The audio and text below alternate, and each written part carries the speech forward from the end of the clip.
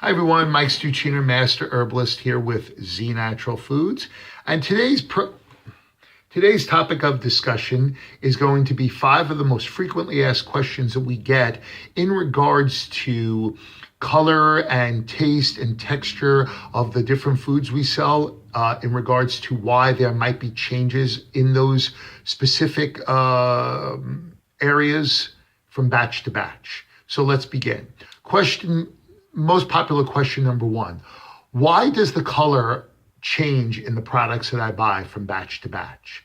Well, the easiest and simplest way to review this area is to talk about the process of drying and preserving.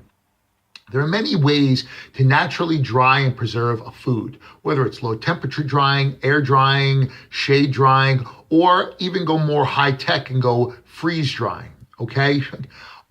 Each food tends to respond much more efficiently and better to a specific drying process. So for example, berries tend to do extremely well with freeze drying, and freeze drying is a more advanced method versus the others. For foods that tend to go bad a little bit quicker, for example, berries are a food that absolutely will go bad in a fairly quick rate if they are not frozen and dried in some way, shape, or form. Okay?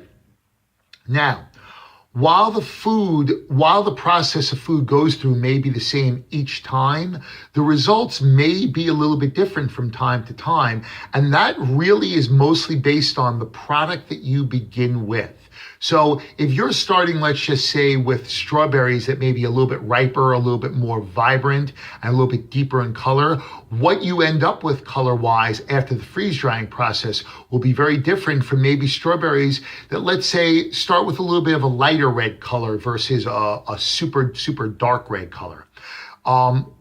When you dry a food, the premise behind drying a food is simply that you are removing the water from that food to prevent it from going bad, okay? Because if you've ever noticed when you put a piece of fruit in the refrigerator, over time, that fruit, when it goes bad, it basically looks like it becomes dried out on top of going bad.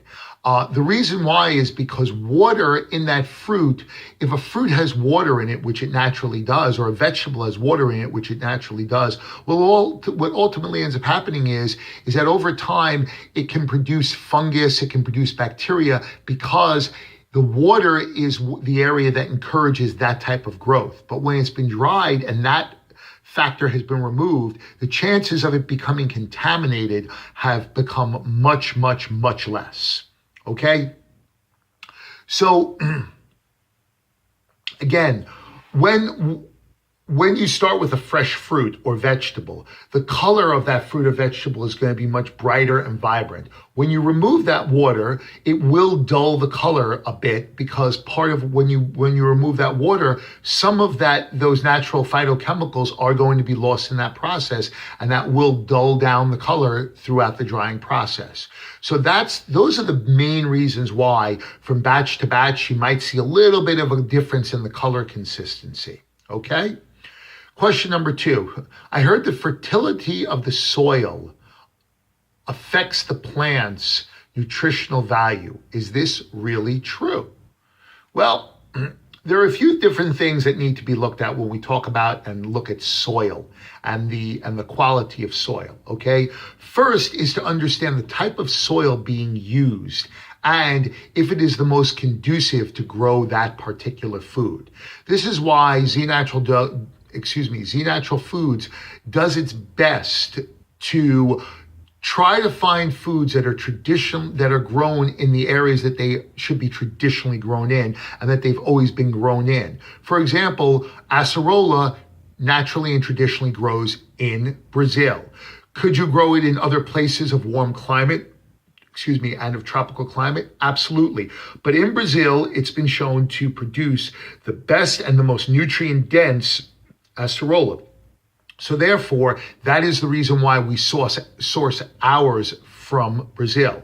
Another really great example is maca. Maca should only be grown at a high altitude, and Peru is the only place true nourishing maca is grown. And this is the greatest example. Years ago, when there was turbulence going on in the maca industry, the folks from China were trying to grow maca on their own in China. And what it really ended up actually producing was a root that was 4 to 5 times the size of the Peruvian maca, but with like less than a quarter of the nutritional value of it.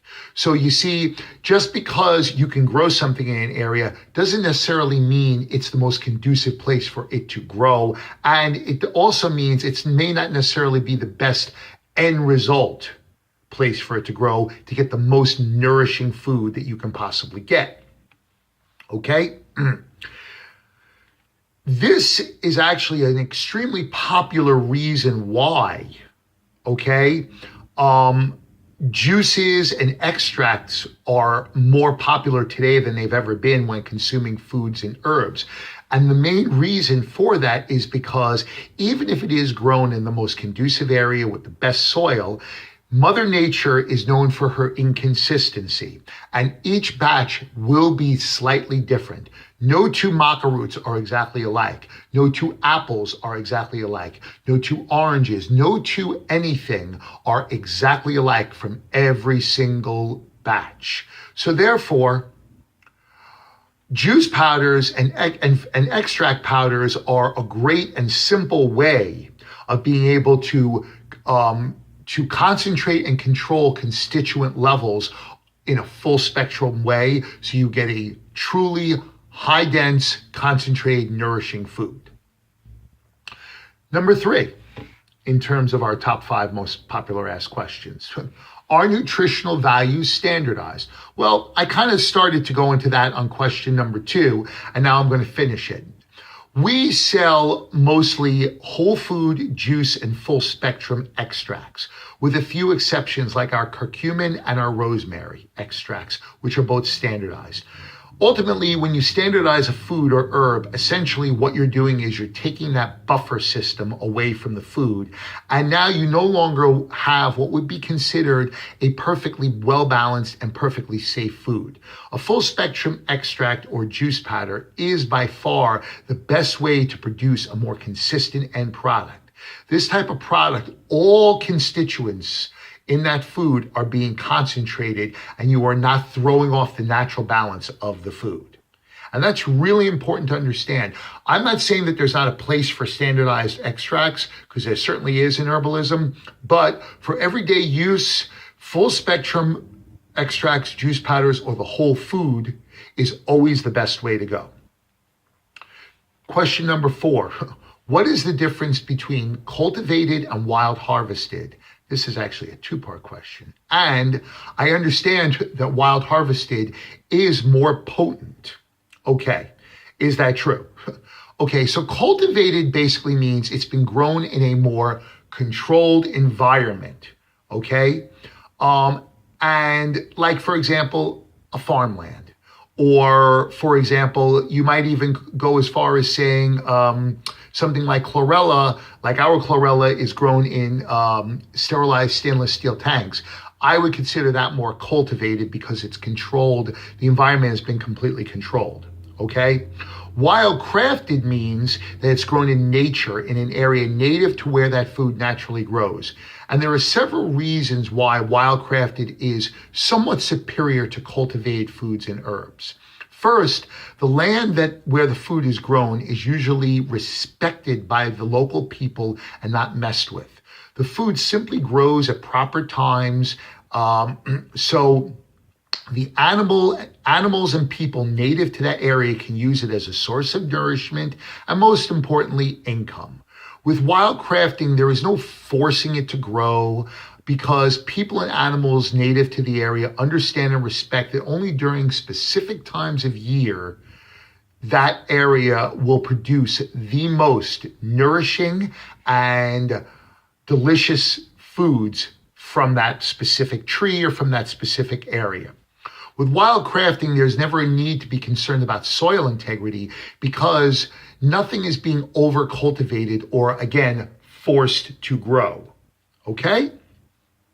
For those concerned about environmental issues, with wild crafting, these plants have a natural ability to adapt to their surroundings because, technically speaking, it's their home, okay? And still be able to produce a great end product. With cultivated foods and herbs, if it's done correctly is what I really should say. If it's done correctly, you can produce a wonderful, nourishing food. This is simply done by respecting the land and the soil that it's been grown on, not over cultivating, and most importantly, not trying to grow something in an area that was not meant to be grown in. That is absolutely, in my opinion, the number one way to not be able to grow the most efficient and effective and nourishing food that you can possibly grow. Okay?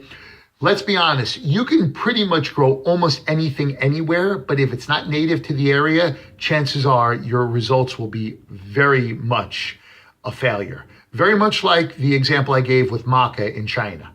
Okay? And question 5, how does cultivation weaken the nutrient value? Well, I'm not so sure I can necessarily say that it absolutely weakens the value, but there are several factors that do play a very important role in this process. One is how the farmers who grow the item treat the soil. And 2, whether or not the area that food is being grown in, again, is conducive to growing the most nourishing plant. If, for example, to go back to number 1, if, for example, the people who are growing these foods make sure that they give enough time in between crops and they use the parts of the food that they may not be using for eating, if they throw that back into the soil and give it the time it takes, that soil will become revitalized and remineralized and renourished. So each batch will, in fact, have great nourishment value. Okay? So basically, if they follow the 2 rules of how they treat the soil and respecting the area it's grown in by only growing foods that should be native to that area, the chances of weakened nutrient values really won't be much of an issue. Okay, everyone, I hope this was very educational for you, and I hope that this has cleared up any concerns that you may have had about why there is some differences from batch to batch on the different products that we sell here at Z Natural Foods. Again, this is Mike Strucino, Master Herbalist for Z Natural Foods, and I'll see you next time.